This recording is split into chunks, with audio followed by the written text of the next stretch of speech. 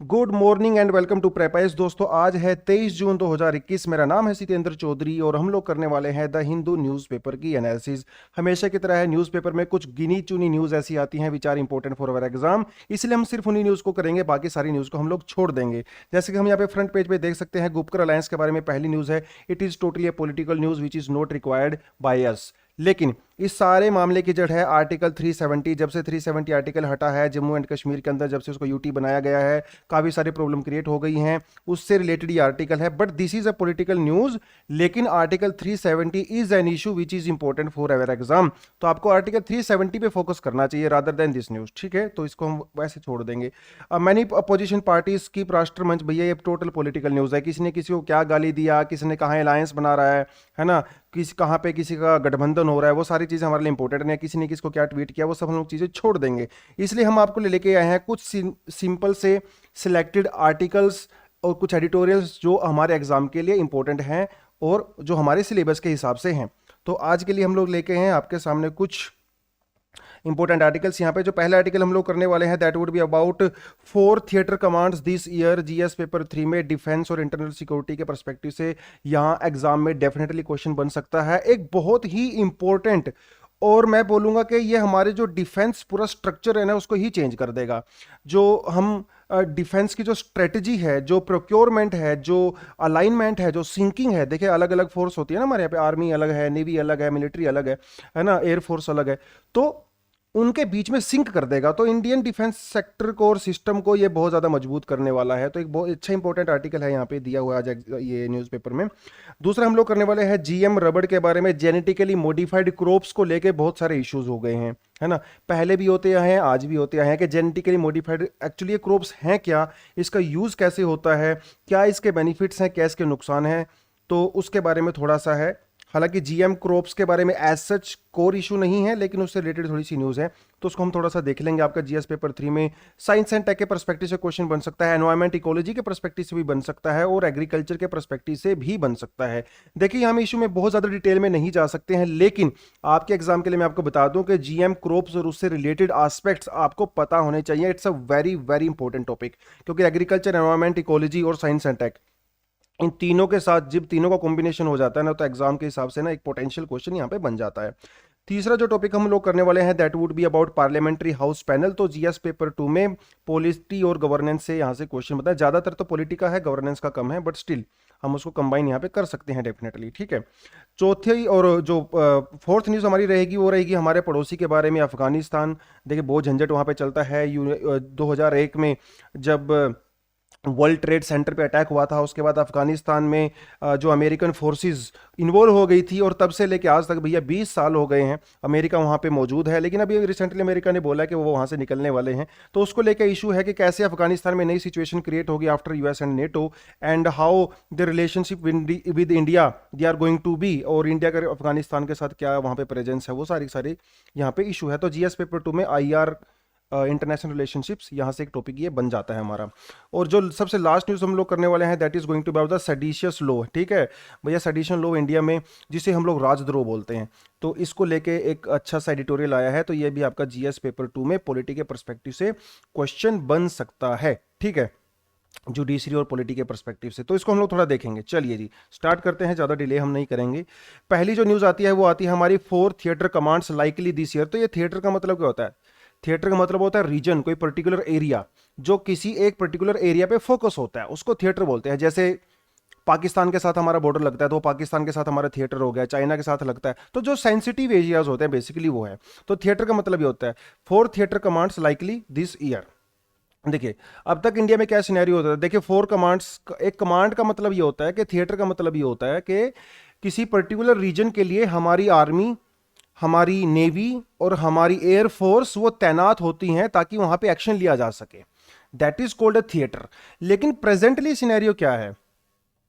Present scenario ये है कि जैसे मान लो इंडिया और पाकिस्तान का बॉर्डर है, ये थोड़ा सा आपको मैं दिखा देता हूं। तो यहां पे इंडिया का एक थिएटर है, ये चाइना के साथ इंडिया का एक थिएटर है, राइट। और इंडिया का जो मतलब ये जो इंडियन ओशियन है, यहाँ पे ये पूरा इंडिया का थिएटर है, और यहाँ पे इंडिया को अपने आप का डिफेंस को मजबूत करना है। लेकिन प्रॉब्लम ये है कि इंडिया का कोई यूनिफाइड थिएटर नहीं है। Unified theatre in the sense कि जैसे हमारी आर्मी है, हमारी एयरफोर्स है, हमारी नेवी है, वो एक तरह से इंडिपेंडेंटली काम करते हैं। तो जब भी कभी अटैक वाली सिचुएशन आ जाती है तो उनके बीच में कोलैबोरेशन बनाने में और कोऑपरेशन में थोड़ी सी दिक्कत हो जाती है, जिसकी वजह से कई बार हमारा डिफेंस वीक हो जाता है। तो हम लोगों ने, अभी सरकार क्या सोच रही है कि हम इंटीग्रेटेड थिएटर बनाएंगे। इंटीग्रेटेड थिएटर का मतलब ये होता है कि तीनों की तीनों, आर्मी, नेवी और एयरफोर्स को कंबाइन करेंगे और इनको लीड करेगा एक कमांडर, जो 4 स्टार कमांडर होगा। तो तीनों सर्विस को कमांड करेगा। आप बोलेंगे सर ऐसा प्रेजेंटली नहीं होता है क्या? नहीं होता भैया। हालांकि तीनों सेपरेट सेपरेट काम करते हैं और युद्ध के दौरान वो एक दूसरे से कमांड मतलब कोऑपरेट करने की कोशिश करते हैं, लेकिन बीच में बहुत सारे लूप होल रह जाते हैं। लेकिन जब एक ही ऑफिसर तीनों कमांड को, मतलब तीनों फोर्सेस को जब कमांड करेगा तो डेफिनेटली वो अच्छे से कोऑर्डिनेट कर सकता है ना। तो उस जितने भी रिसोर्सेज होंगे आर्मी के, नेवी के, एयरफोर्स के, वो सबको कोऑर्डिनेट करेगा। और उसके जो मतलब, तो इससे हमारी जो डिफेंस की स्ट्रेटेजी है वो बेटर हो सकती है। हम ज़्यादा अटैक कर सकते हैं और अपने अपने आप को ज़्यादा अच्छे तरीके से डिफेंड कर सकते हैं। तो इसलिए इंटीग्रेटेड कोऑर्डिनेटेड जो थिएटर डिमांड कमांड है, इसको बनाने की काफ़ी समय से बात चल रही थी।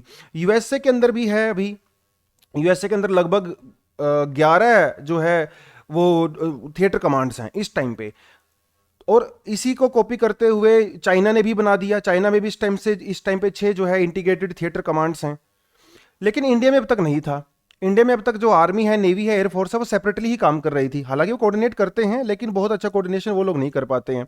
तो समय समय पे जो कमेटीज वगैरह बनती है, जैसे शेकतकर कमेटी बनी थी, तो इस कमेटी ने भी रिकमेंड किया था कि इंडिया के अंदर ऐसा होना चाहिए। उसके बाद कारगिल के बाद जो कारगिल कमेटी बनाई गई थी 1999 में, उसने भी बोला था कि इंडिया में कम से कम 3 जो है वो थिएटर कमांड होनी चाहिए इंटीग्रेटेड।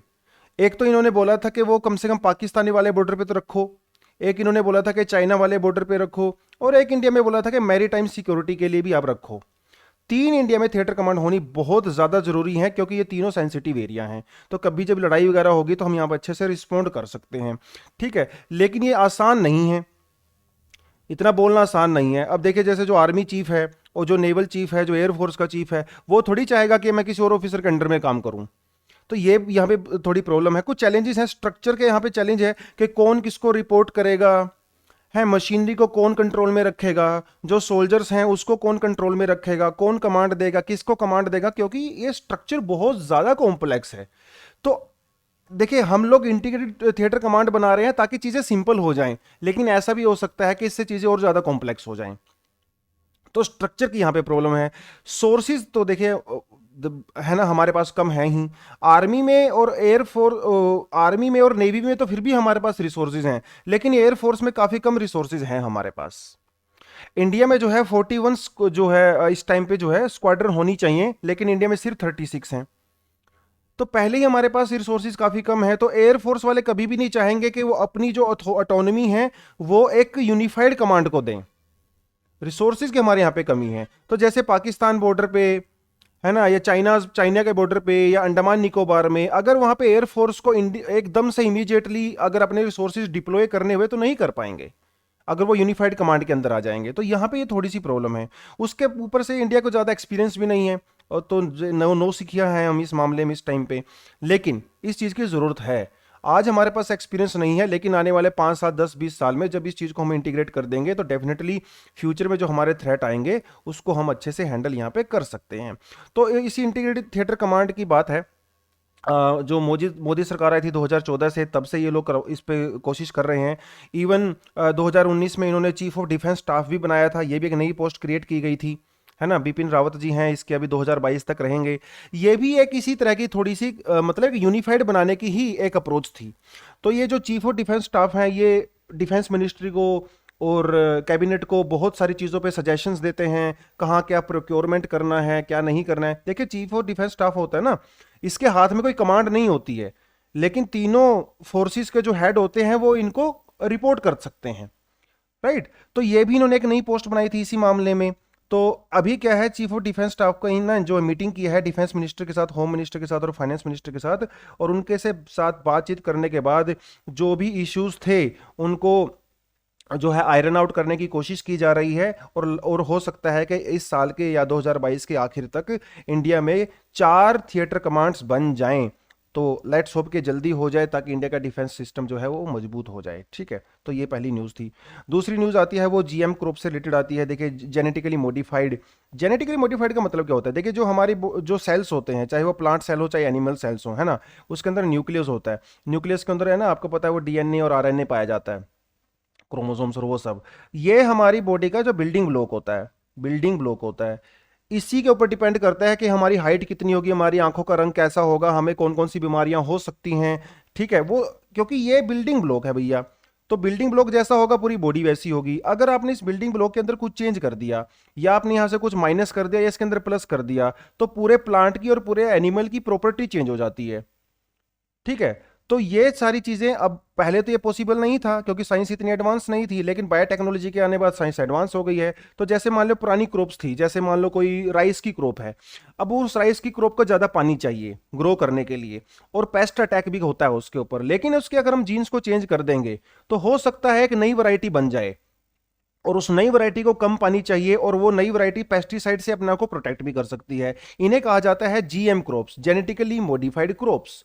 ऐसा बहुत सारे केस में हो जाए जी, आप बीटी ब्रिंजल की बात करो या फिर आप बीटी कॉटन की बात करो। ठीक है, बेटर क्वालिटी बनाने के लिए बेसिकली हम लोग यहाँ पे बायोटेक्नोलॉजी का यूज करते हैं। ऐसा ही एक जीएम रबड़ है, जीएम रबड़।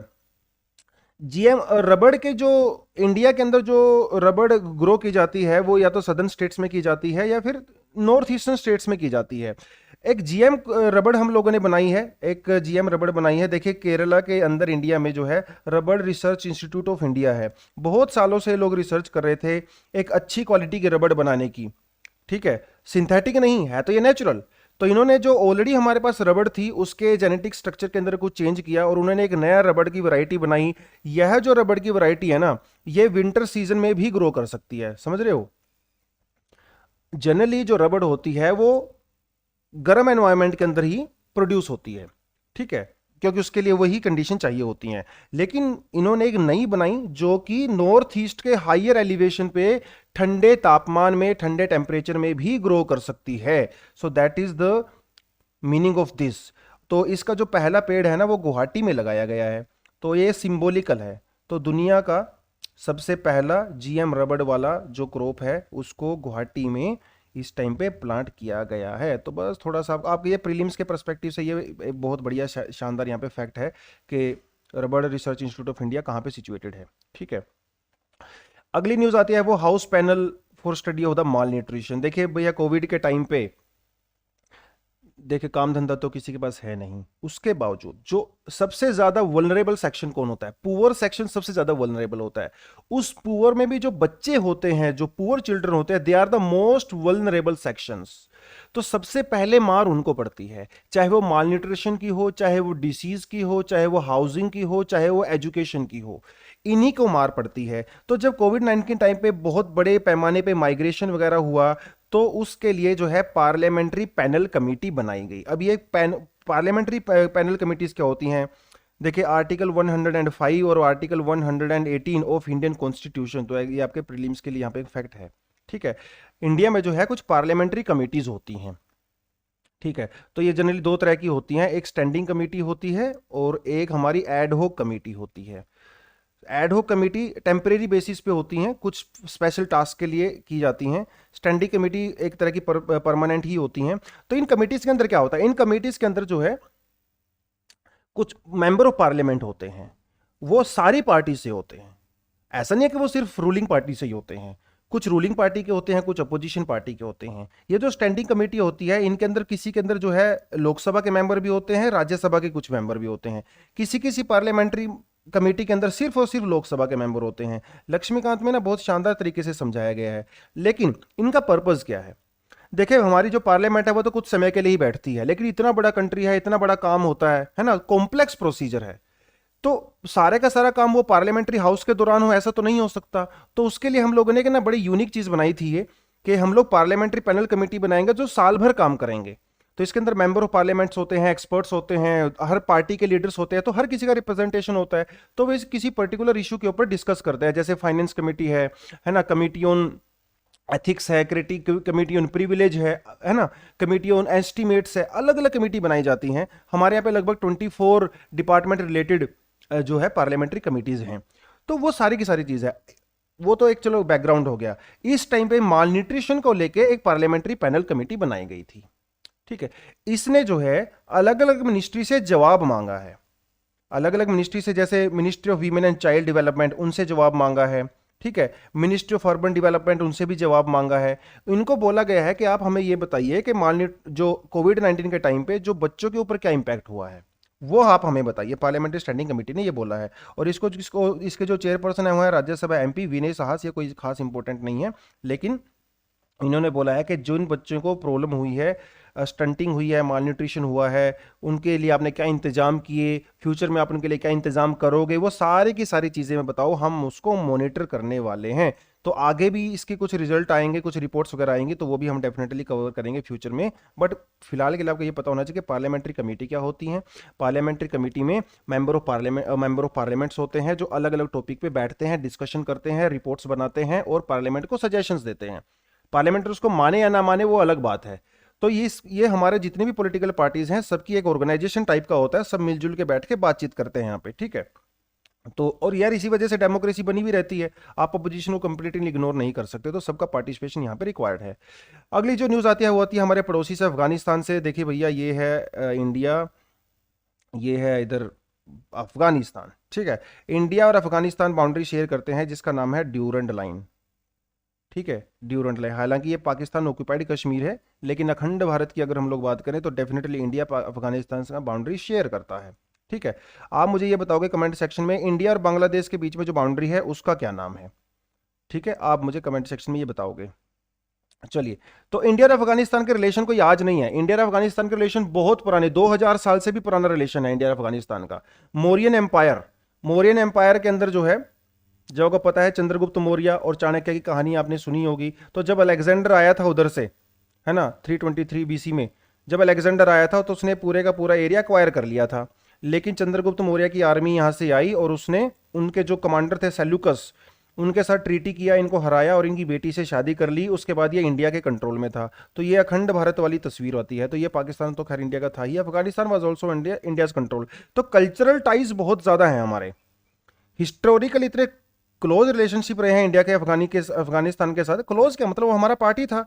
उसके बाद जो है अगर आप मेडिवल हिस्ट्री में देखो तो बहुत सारे इन्वेडर्स जो हैं वो अफगानिस्तान के थ्रू आए इंडिया में, है ना। अफगान्स, चाहे मुगल्स की बात करो, उससे पहले जिनकी भी बात, टर्क्स की बात करो, सारे यहीं से निकल के आए हैं। तो काफ़ी इन्फ्लुएंस है इंडिया का अफगानिस्तान के ऊपर और अफगानिस्तान का इंडिया के ऊपर, क्योंकि कल्चरली टाइज बहुत ज़्यादा थी यहाँ पे। अफगानिस्तान को एक और इंटरेस्टिंग चीज़ आपको बताता हूँ। अफगानिस्तान को कहा जाता है ग्रेवयार्ड ऑफ एम्पायर्स, समझ रहे हो। मतलब आज तक कोई भी एम्पायर ऐसा नहीं रहा जो अफगानिस्तान को हमें जो है लंबे समय तक कंट्रोल कर पाया हो। जो भी अफगानिस्तान के अंदर आया है बड़े से बड़ा एम्पायर, चाहे वो अलेक्जेंडर हो, ठीक है, कोई भी हो, चाहे वो ब्रिटिश हो, चाहे वो रशिया हो, चाहे वो अमेरिका हो, कोई भी इसको हमेशा के लिए कंट्रोल नहीं कर पाया है। Ultimately Afghan people they fought for themselves and they got independence. अभी अमेरिका ने कोशिश किया था 2001 के बाद, अमेरिका भी नहीं कर पाया, वो भी बेचारा भाग रहा है यहाँ से, क्योंकि ट्रिलियंस ऑफ डॉलर खर्च करने के बाद भी अमेरिका जो है अफगानिस्तान में लॉ एंड ऑर्डर क्रिएट नहीं कर पाया। उससे पहले रशिया था यहाँ पे, रशिया को भगा दिया था इन लोगों ने। उससे पहले ब्रिटेन था यहाँ पे, ब्रिटेन को भी भगा दिया था। Even Afghanistan was a buffer state between Britain and Russia, ठीक है, ब्रिटेन और रशिया के बीच में बफर स्टेट था। खैर ये अफगानिस्तान की छोटी सी कहानी आपको बता दी मैंने। लेकिन अफगानिस्तान में साथ इशू क्या है, 1990s में अफगानिस्तान में रशिया को भगाने के लिए वहाँ पे एक ग्रुप को स्ट्रक्चर किया गया था जिसका नाम था तालिबान। और तालिबान के जो लड़ाके थे, जिनको रिक्रूटमेंट का और एजुकेशन का जो भी काम किया गया था वो पाकिस्तान के थ्रू किया गया था। और तालिबान के काफ़ी क्लोज रिलेशनशिप्स हैं पाकिस्तान के टेररिस्ट ऑर्गेनाइजेशंस के साथ और अलकायदा के साथ। प्रॉब्लम यह है कि जब 2011-1 में जब वर्ल्ड ट्रेड सेंटर पे अटैक हुआ था तो अमेरिका की फोर्सेस ने यहाँ पे कंट्रोल कर लिया था। लेकिन 20 साल लड़ने के बावजूद भी जो है वो कुछ यहाँ पे कंस्ट्रक्टिव नहीं कर पाए। तो फाइनली उन्होंने डिसाइड किया है कि हम लोग यहाँ से निकल जाएंगे और उन्होंने डेट रखी है सितंबर 11, समझ रहे हो, इसी दिन अटैक हुआ था और इसी दिन वो भाग रहे हैं यहाँ से। तो अभी जब अमेरिका यहाँ से विड्रॉ कर रहा है तो यहाँ पे वैक्यूम क्रिएट हो जाएगा। इंडिया का यहाँ पे क्या प्रॉब्लम क्रिएट हो जाएगी, इंडिया अफगानिस्तान में पीस चाहता है क्योंकि हमारा पड़ोसी है। अगर अमेरिका यहाँ पे चला गया ना तो पाकिस्तान यहाँ पे कंट्रोल कर लेगा। पाकिस्तान को ऑलरेडी अफगान में काफ़ी ज़्यादा इन्फ्लुएंस है और अफगानिस्तान के इंडिया ने काफ़ी जो है डेवलपमेंट कर रखी है, काफ़ी इन्वेस्टमेंट कर रखी है। तो इंडिया की इन्वेस्टमेंट और इंडिया के रिलेशनशिप जो यहाँ पे ख़राब होने वाले हैं, क्योंकि जब तालिबान यहाँ पे दोबारा से अक्वायर करेगा अमेरिका के जाने के बाद, इवन हो रहा है ऑलरेडी, जब से अमेरिका ने यहाँ से जाने की बात की है, तालिबान ने काफ़ी ज़्यादा टेरिटरी पे यहाँ पे कब्जा कर लिया है। रोज रोज अटैक कर रहा है वो लोग, है ना। तो गर्ल्स के ऊपर अटैक हो रहे हैं, एथनिक माइनॉरिटीज़ के ऊपर अटैक हो रहे हैं, है ना। हिंदूज और सिख्स, उनके ऊपर भी यहाँ पे अटैक हो रहे हैं। तो अब इंडिया चाहता है कि यहाँ पे स्टेबिलिटी बनी रहे, पीस बनी रहे, उसके लिए इंडिया काफ़ी ज़्यादा कंसर्न्ड है यहाँ पे, ठीक है। तो ये इस पूरे का पूरा आर्टिकल इसी के बारे में, आप थोड़ा सा इसको पढ़ सकते देखिए। अलकायदा, लश्कर तैयबा, ये इनके साथ वो तालिबान के संबंध हैं। तो देखना रहेगा फ्यूचर में इंडिया का अफगानिस्तान की स्ट्रेटेजी को कैसे लेके चलता है। देखिए यहाँ पे अफगानिस्तान है, अब अगर अफगानिस्तान के साथ अगर इंडिया को जाना है तो पाकिस्तान से होकर जाना पड़ता है, जो पॉसिबल नहीं है। तो इंडिया चाहता था कि वो ईरान में यहाँ पे चबाहर पोर्ट है, चबाहर पोर्ट को इंडिया डेवलप कर रहा था कुछ समय तक, अभी नहीं कर रहा है। तो इंडिया चबाहर तक जाएगा, ईरान से होते हुए अफगानिस्तान के अंदर एंट्री करेगा। तो इंडिया का अफगानिस्तान के साथ ट्रेड रिलेशनशिप अच्छा हो सकता है। और देखिए भैया, जब ट्रेड रिलेशनशिप अच्छा होता है ना, तो दूसरे रिलेशन भी अच्छे हो जाते हैं, क्योंकि सारे के सारे सेंटर में तो पैसा ही होता है ना। लेकिन अभी ये सिचुएशन थोड़ी ख़राब होने वाली है, क्योंकि अफगानिस्तान में तालिबान का कंट्रोल दोबारा से आ सकता है। तो ये सारी की सारी चीज़ें हैं, ठीक है। तो ये थोड़ा सा इसको देख लेना। अगला हम करने वाले हैं आर्टिकल आज का, सॉरी एडिटोरियल। आज का एडिटोरियल आया है वो सेडिशियस लॉ के बारे में आया है। सेडिशियस लॉ, जिसको हिंदी में बोलते हैं राजद्रोह। देखिए कितना खतरनाक वर्ड है। राज का मतलब देश नहीं होता है, वो देशद्रोह होता है। राज का मतलब होता है गवर्नमेंट, हम समझ रहे हो, और देश का मतलब होता है नेशन और अ कंट्री। तो दोनों अलग हैं। राजद्रोह का मतलब है आपने सरकार के लिए, सरकार के अगेंस्ट में कुछ बोला है, और देशद्रोह का मतलब होता है ना, देश के अगेंस्ट कुछ बोला है। तो दोनों चीजों में पहली बात तो ये फर्क आपको समझना चाहिए। सेडिशियस लॉ मतलब इंडिया में सेडिशियस लॉ, राजद्रोह के लिए क्या क्या प्रोविजन है, ये देखिए आज का लॉ नहीं है, ये अंग्रेजों के जमाने का लॉ है, ठीक है। कॉलोनियल एरा का लॉ है। 1837 में इसको सबसे पहले इंट्रोड्यूस किया गया था आईपीसी के अंदर, इंडियन पीनल कोड, ठीक है, का ही एक वर्जन था। उस टाइम पे सेक्शन 113 था, तो बीच में इसको हटा दिया गया था। लेकिन 1870 में इसको दोबारा इंट्रोड्यूस किया गया आईपीसी, इंडियन पीनल कोड के अंदर, आर्टिकल 124A, जहां पे ये आज भी एग्जिस्ट करता है। चाहे आप अंग्रेजों की कितनी चीजों को नफरत करो, वो आपका प्रेरोगेटिव है, लेकिन आज भी ऐसी, खासकर हमारी जुडिशरी, लॉ एंड ऑर्डर, बहुत सारी चीजें ऐसी हैं जो आज भी अंग्रेजों के जमाने से ज्यों की त्यों चली आ रही हैं, जिनकी रिक्वायरमेंट भी नहीं है, ठीक है। हमारे जो फोर फादर से, फ्रीडम फाइटर्स थे, वो इनके अगेंस्ट में लड़े, लेकिन बाद में हमने इनको कंटिन्यू रखा, इसकी लेगेसी को।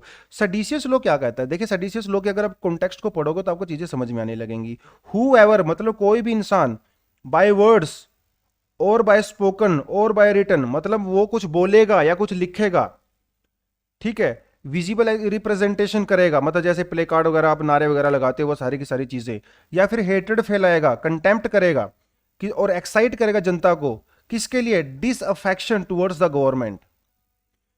कोई भी इंसान अगर वो कुछ लिखता है सरकार के खिलाफ, या कुछ बोलता है सरकार के खिलाफ, या लोगों को भड़काता है सरकार के खिलाफ, या सरकार के खिलाफ जो है लोगों में नफरत पैदा करता है, उसको पनिश किया जा सकता है under article 124A of IPC. समझ रहे हो इस बात को। 3 साल की जेल भी हो सकती है, आपको लाइफ इंप्रिजनमेंट भी मिल सकती है, आपके ऊपर फाइन भी लग सकता है। और एक चीज आपको और बता दो कि ये नॉन बेलेबल है, नॉन बेलेबल है ये। अगर आपके पास सेडिशियस लॉ लग गया तो आपको जमानत भी नहीं मिलेगी इतनी आसानी से। अभी जेएनयू वाला केस चल रहा था ना, 3 स्टूडेंट को पकड़ा गया था, उनके ऊपर सेडिशियस लॉ भी लगाया गया, यूएपीवी, दुनिया भर की चीजें लगा दी गई उनके ऊपर, ठीक है। खैर उनके अंदर उसको बेल मिल गई है, वो एक सेपरेट केस है, बट या तो ये है इंडिया के अंदर सेडिशियस लॉ। आपको ये पता होना चाहिए कि तो प्रीलिम्स के पर्सपेक्टिव से कुछ फैक्ट्स, ठीक है। अगली बात, थोड़ा हिस्ट्री में जाते हैं। हिस्ट्री में जाते हैं कि सेडिशियस लॉ की हिस्ट्री क्या रही है इंडिया में। इंडिया में जो है सबसे पहले सेडिशियस लॉ जो है वो तिलक जी के ऊपर लगाया गया था 1897 में, क्योंकि ये न्यूज़पेपर चलाते थे, एक मराठी न्यूज़पेपर जिसका नाम था केसरी। केसरी न्यूज़पेपर में उन्होंने कुछ ऐसी चीज़ें लिखी शिवाजी को कॉन्टेक्स्ट में रख के, कि जिसकी वजह से अंग्रेजों के अगेंस्ट में, वहाँ के जो उस टाइम पे सरकार थी उसके अगेंस्ट में कुछ वायलेंस हुआ, और 2 ब्रिटिश ऑफिसर्स को मार दिया गया, है ना। कुछ जब इन्होंने कुछ लिखा तो कुछ जवानों के अंदर जो है जोश आ गया, और उन्होंने 2 ब्रिटिश ऑफिसर्स को मार दिया। तो ब्रिटिश सरकार ने ये बोला कि वो इनके जो है उस राइटअप से इन्फ्लुएंस होके, उनके आर्टिकल से इन्फ्लुएंस होके ये सब हुआ है। तो इनको जेल में डाल दिया गया अंडर सेडिशियस लॉ, और इनको 18 महीने की जेल हो गई। जब ये जेल बेल से छूट के आए तो उसके बाद 1908 में दोबारा से इनके ऊपर सेडिशियस केस लगाया गया किसी और के अगेंस्ट में, और इनको 6 साल की सजा हो गई, जिसके बाद ये म्यांमार चले गए क्योंकि उनको वहां पे जेल में डाल दिया गया था। तो तिलक जी के साथ हुआ। महात्मा गांधी जी के साथ भी जो है 1922 में हुआ, क्योंकि महात्मा गांधी जी ने एक न्यूज़पेपर था यंग इंडिया, जो इनको ये पब्लिशर भी थे, ठीक है, यंग इंडिया, आपको ये प्रीलिम्स के लिए फैक्ट पता होने चाहिए, ठीक है। आप मुझे कमेंट सेक्शन में बताओगे कि यंग इंडिया के अलावा और कौन कौन से ऐसे न्यूज़पेपर थे जिनसे महात्मा गांधी जी डायरेक्टली और इनडायरेक्टली इन्वॉल्व थे, that is a question for you. तो 1922 में गांधी जी के ऊपर भी लगाया गया क्योंकि इन्होंने सरकार के अगेंस्ट में काफी कुछ लिख डाला था। तो गांधी जी ने, देखिए, गांधी जी तो गांधी जी हैं, इन्होंने अपने आप को डिफेंड नहीं किया, इन्होंने सीधा कहा कि हाँ, इन्होंने सीधा कहा कि यस मैं सरकार के खिलाफ हूं, मैंने बोला है, तो बस कहानी खत्म हो गई। In the sense Gandhi ji ने बोला कि देखिए यहां पे एक वर्ड लिखा हुआ है अफेक्शन और डिसअफेक्शन। अफेक्शन का मतलब होता है प्यार मोहब्बत, समझ रहे हो, किसी से लगाओ, और डिसअफेक्शन का मतलब होता है कि किसी से मतलब नफरत टाइप का। तो इन्होंने कहा ये कि यार अफेक्शन जबरदस्ती थोड़ी हो सकता है, प्यार मोहब्बत जबरदस्ती थोड़ी हो सकता है। अगर आप सरकार के अगेंस्ट में के लिए अफेक्शन नहीं हो तो आपको बोलना चाहिए। अगर आप किसी सरकार की किसी नीति से, किसी रूल्स रेगुलेशन से खुश नहीं हो तो आपको एक्सप्रेस करना चाहिए, अनलेस आपका एक्सप्रेशन वायलेंस नहीं क्रिएट कर रहा है तो आपको पूरा अधिकार है सरकार के अगेंस्ट में बोलने का, जब तक वो वायलेंस क्रिएट नहीं करता। देखिए वायलेंस को वो बिल्कुल भी जस्टिफाई नहीं करते थे, लेकिन सरकार के खिलाफ आप बोलिए अगर आप उससे खुश नहीं हैं तो। उस दिन से आज तक उनकी ये कही हुई बात जुडिशरी में बार बार कोर्ट की जाती है। जब भी इस तरह का केस कोर्ट में आता है तो कोर्ट ये जांचता है कि क्या इससे वायलेंस क्रिएट हुआ कि नहीं हुआ। केदारनाथ केस 1962 और बलवंत सिंह केस 1962 दोनों के अंदर ऐसा हुआ था। देखिए बलवंत सिंह ने क्या किया था, 10-20 लोगों को इकट्ठा करके सरकार के खिलाफ नारे लगाए थे और खालिस्तान जिंदाबाद के नारे लगाए थे चंडीगढ़ में, लेकिन इससे कोई वायलेंस क्रिएट नहीं हुआ था। इनके ऊपर सेडिशियस केस लगा दिया गया। ऐसा ही केदारनाथ के केस में हुआ बिहार में, इन्होंने भी सरकार के अगेंस्ट में बहुत कुछ बोला और रिवॉल्यूशन की बात की, लेकिन उन्होंने सिर्फ और सिर्फ बात की, they only talked about this, they did not directly और इनडायरेक्टली क्रिएटेड वायलेंस। तो सुप्रीम कोर्ट के अंदर जब यह केस गया, सुप्रीम कोर्ट ने यही बोला कि देखिए सरकार के खिलाफ नारे लगाने का मतलब यह नहीं है कि वो सेडिशन है। अगर आप डायरेक्ट वायलेंस क्रिएट कर रहे हो तो तब उसको हम लोग सेडिशन मानेंगे। आप कुछ भी लिखिए, आप सोशल मीडिया पे कुछ भी लिखो, आप न्यूज़पेपर के अंदर कुछ भी लिखो, है ना, आप व्हाट्सएप पे कुछ भी लिखो, एज लॉन्ग एज आपका लिखा हुआ, बोला हुआ, प्रीच किया हुआ वायलेंस क्रिएट नहीं करता है, it can not be said as sedition. समझ रहे हो, ये सारी की सारी बात है। तो ये पुराने कॉन्टेक्स्ट को जो हम प्रेजेंट कॉन्टेक्स्ट में कैसे क्रिएट करेंगे, देखिए प्रेजेंट में पता क्या है, एक आयशा सुल्ताना जो है फिल्म मेकर थी लक्षद्वीप से, तो इन्होंने एक इंटरव्यू दिया और उस इंटरव्यू में इन्होंने बोला कि जो लक्षद्वीप है ना, वहां पे जो कोविड के केस आ रहे हैं वो सिर्फ और सिर्फ सरकार की वजह से आ रहे हैं। सरकार ने जानबूझ के वहां पे कोविड के केसेस को इन्वॉल्व किया है, क्योंकि 2020 के दिसंबर तक लक्षद्वीप में कोई कोविड का केस नहीं था, क्योंकि वहां पे बाहर से आने वाले लोगों को अलाउ नहीं कर रहे थे। तो सरकार ने क्या किया, वहां पे जो 14 दिन का क्वारंटाइन होता है उसको कम कर दिया और टूरिस्ट को वहां पे अलाउ कर दिया। तो टूरिस्ट जब वहां पे आए तो कोविड लेके आए, तो वहां पे ज्यादा प्रॉब्लम वहां पे हो गई है कोविड को लेके। तो इन्होंने बोला कि सरकार ने कोविड को as a bio weapon use किया है, बायो वेपन, समझ रहे हो। बस यहीं से झगड़ा स्टार्ट हुआ, किसी ने केस डाल दिया, इन्होंने कहा कि अरे इतनी बड़ी बात आपने कैसे बोल दी सरकार के अगेंस्ट में, ये तो सेडिशन लॉ है, तो आपके पास सेडिशियस केस लगेगा। तो सरकार ने ये रिएक्शन दिया। अब इन्होंने जब उनके ऊपर सेडिशियस केस लगा, हालांकि इनको बेल मिल गया, बाद में इन्होंने अपोलोजाइज किया, इन्होंने बोला कि मेरा मतलब ये नहीं था, आउट ऑफ कॉन्टेक्स्ट बोला है, वो सारी की सारी चीज़ें हैं। लेकिन इनका राज्य का मानना है कि इनको ऐसा नहीं करना चाहिए था। जैसे गांधी जी अपनी बात पे अड़े रहे, ऐसे ही आयशा सुल्ताना को ये भी अपनी बात पे अड़े रहना चाहिए था। इनको कहना चाहिए था कि मैं सरकार की कोविड-19 की पोजीशन से खुश नहीं हूं, इसीलिए मैंने ये सब बोला है और अपनी बात में मैं अड़ी हुई हूं, क्योंकि इनकी किसी भी बात ने वायलेंस क्रिएट नहीं किया था और इसीलिए सुप्रीम कोर्ट ने इनको बेल भी दे दिया था। ठीक है, ये सारी की सारी बात है। लेकिन आजकल ना बहुत ज्यादा मिसयूज हो रहा है इसका, सेडिशियस लॉ का। 2016 और 2019 के बीच में एनसीआरबी की रिपोर्ट ये दिखाती है कि 160% ज्यादा केस आए हैं सेडिशियस लॉ के, सरकार ने 160% ज़्यादा बढ़ाया। लेकिन मज़ेदार बात यह है कि इतना ज़्यादा इंक्रीज होने के बावजूद भी सिर्फ और सिर्फ 3.3% केस में ही कन्विक्शन हुआ है, मतलब सजा मिली है। बाकी 97% लोगों को तो सरकार ने वैसे ही छोड़ दिया है। तो और आपको क्या लगता है, सरकार को पता नहीं है कि कोर्ट इनको छोड़ देगा? सरकार को पता है, फिर भी वो यूज क्यों करता है? हरास करने के लिए। क्योंकि जो पूरा प्रोसीजर है ना, इससे ही बंदे को हरास किया जाता है। वो बाद में कोर्ट से छूट जाए, दैट्स ए सेपरेट केस, समझ रहे हो? तो this process is the punishment rather than the actual punishment given by the court. इसलिए सरकार इसको मिसयूज करती है। और आपको पता है कि प्रेजेंट सरकार थोड़ी सी ज़्यादा सेंसिटिव है इन मामलों में, है ना?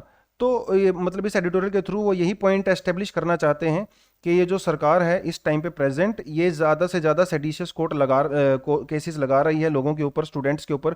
देखिए, एक बार किसी स्टूडेंट के ऊपर सेडिशियस एक्ट लग गया ना, तो उसको सरकारी नौकरी तो नहीं मिलने वाली है।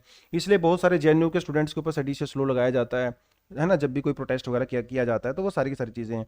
तो इस एडिटोरियल के थ्रू यही एस्टेब्लिश करने की कोशिश की गई है कि सरकार ऐसे व्यूज को, मतलब एक एटमोस्फेयर ऑफ फियर क्रिएट करना चाहती है लोगों के मन में कि सरकार के अगेंस्ट अगर आप कुछ बोलोगे तो आपको जेल में डाल दिया जाएगा। तो वो सारी की सारी चीजें हैं, ठीक है। तो बार बार जुडिशरी ने यही बोला है कि जो स्पोकन वर्ड्स हैं भैया, आप उसको लिटरली मत लो, इसलिए खुल के बोलो, जो बोलना है खुल के लिखो, जो बोलना है सरकार के अगेंस्ट में। उसका मतलब ये नहीं है कि आप देशद्रोह कर रहे हो सकता है आप राजद्रोह का केस आपके ऊपर लगे, मतलब सेडिशन का केस, लेकिन freedom of expression, your liberty, it should not be curtailed, it should not be superseded by the government। तो ये पूरे का पूरा यहाँ पे कंक्लूजन यही निकल के आता है कि जुडिशरी को एक्टिव होना पड़ेगा। इस तरह के केस आ रहे हैं जुडिशरी के पास, तो जुडिशरी को ऐसे केसेस को सू मोटो लेना पड़ेगा, अपने आप ही जुडिशरी को बोलना पड़ेगा कि ये सारे के सारे केस ऐसे हैं। सरकार के अगेंस्ट में जुडिशरी को थोड़ा सा हार्श होना पड़ेगा, जुडिशियल एक्टिविज्म करना पड़ेगा, है ना? क्योंकि जुडिशरी को देखो, जुडिशरी की रिस्पॉन्सिबिलिटी होती है ना लोगों के राइट्स को प्रोटेक्ट करने की, कॉन्स्टिट्यूशन को प्रोटेक्ट करने की। तो जब मिसयूज होगा लॉ का, तो कोर्ट को सामने आना चाहिए, चाहे वो जुडिशियल एक्टिविज्म ही क्यों ना हो, ठीक है। तो ये पूरे का पूरा कंक्लूजन था इस एडिटोरियल का। आई होप आपको थोड़ा बहुत समझ में आया होगा। बहुत डिटेल्ड नहीं था एडिटोरियल, लेकिन थोड़ा थोड़ा ऊपर से कॉन्टेक्स्ट अभी शायद हमें पता चल गया होगा कि सेडिशियस लॉ क्या होता है, कैसे यूज करते हैं, प्रेजेंट सरकार कैसे करती है। और ब्रिटेन से आया था, लेकिन आपको एक इंटरेस्टिंग बात बता देता हूँ एंड में, कि 2009 में ब्रिटेन ने सेडिशियस लॉ को अपने लॉ बुक से हटा दिया है। तो ये हाई टाइम है कि इंडिया भी इसको हटाए। देखिए, अगर नहीं भी हटा सकता है, कम से कम मिसयूज तो ना करे, किसी जेन्युइन केस में ही लगाए, है ना? तो वो सारी की सारी बातें हैं। सो यही आज के एडिटोरियल में, आज के न्यूज़पेपर में। अगर आपको ठीक ठाक लगा है तो हमारी वीडियो को लाइक कर दिया करो। कोई भी किसी तरह की कोई प्रॉब्लम है, सजेशन है, फीडबैक है, कमेंट सेक्शन में दो, ठीक है। बहुत सारे कोर्स हम इस चैनल पे चलाते हैं totally free of cost for you, किसी चेहरे का पैसा वैसा चार्ज नहीं करते हैं। तो आप इसको ज़्यादा से ज़्यादा सपोर्ट करें, दोस्तों को बताएं। That is all for the day. सीखते रहो, न्यूज़पेपर पढ़ते रहो। ऑल द बेस्ट एंड जय हिंद।